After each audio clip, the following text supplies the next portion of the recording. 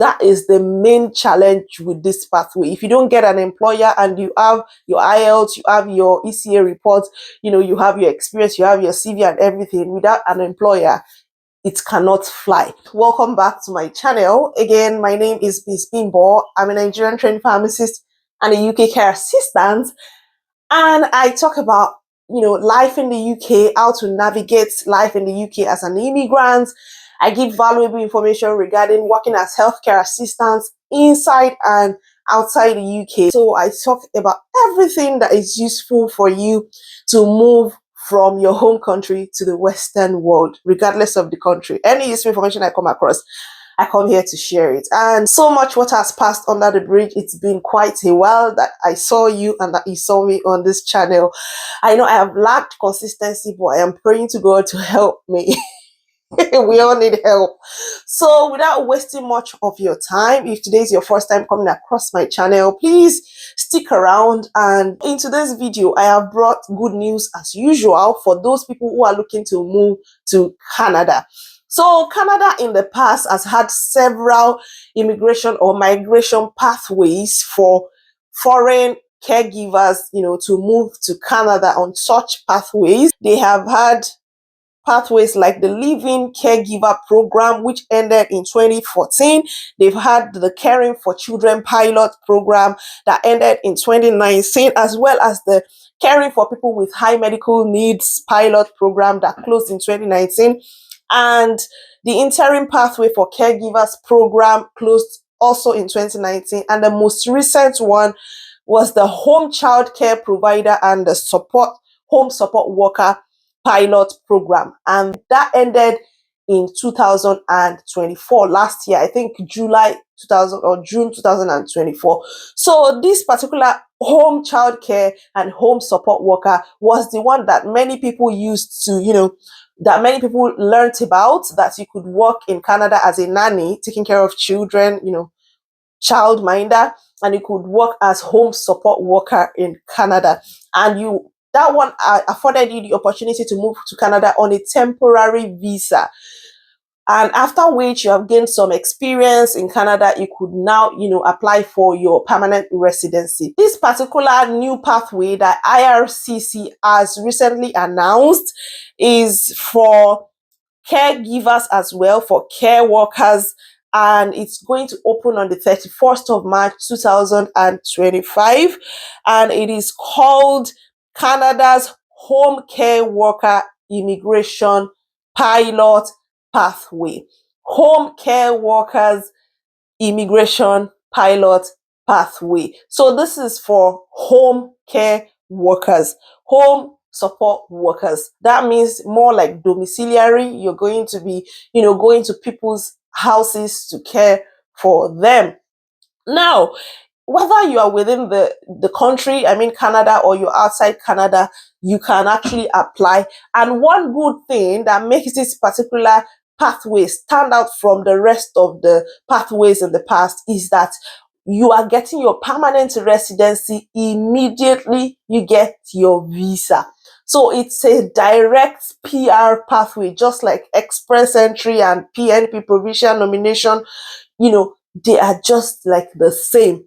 Now, who can apply? Who can qualify for this pathway? The eligibility criteria for this pathway has been clearly highlighted on the website, and I'll be reading it out for you. First of all, is the official language in Canada is English language. So as a result, you are required to have the official language ability equivalent to a level 4. What this means is that you need your IELTS and you need to score at least 4. You need at least 4 for you to qualify. So if you haven't written your IELTS, and for Canada, you either write IELTS General or IELTS Academics. But for this purpose of immigration, you need the IELTS General. So if you are planning to move to Canada in 2025, you should If you haven't already written your IELTS, you should plan to write your IELTS, book your exam, and study hard for it and ace it. That would give you, a better chance at different pathways that they might be introducing again as the year goes by. The second criterion is that you need the equivalent of a Canadian high school diploma. So this is where your certificate evaluation comes in, ECA. So they need your evaluation to be equivalent to high school diploma in Canada. So whether you have your BSc, you have your, master's, and you're not a professional, your professional body does not have a specific, evaluating body, then you should use WES to evaluate your certificate, your highest degree, and it has to be equivalent to their own high school diploma. So having done that, you also need work experience. And if you'd ask me, in my opinion, I would say at least a minimum, of 1 year work experience in caregiving. Unfortunately for us, if you are from Nigeria in particular, because that's where I'm from, many people are now offering, nursing services, caregiving services. At least I know of one in Ibadan where they send their staff out to, clients' homes to care for them. So you could, volunteer to work in such settings or in the hospital, and make sure that these employers are willing to give you a reference when the time comes. So you need at least 1 year experience as a caregiver. Apart from the 1 year experience, in my opinion, I would say you need certifications, although it is not listed here, but I think it's going to put you in a better position to be shortlisted for this pathway. You need, because I have a friend in Canada who recently told her sister to get these 2 certifications done: cardiopulmonary resuscitation, CPR, and basic life support, BLS.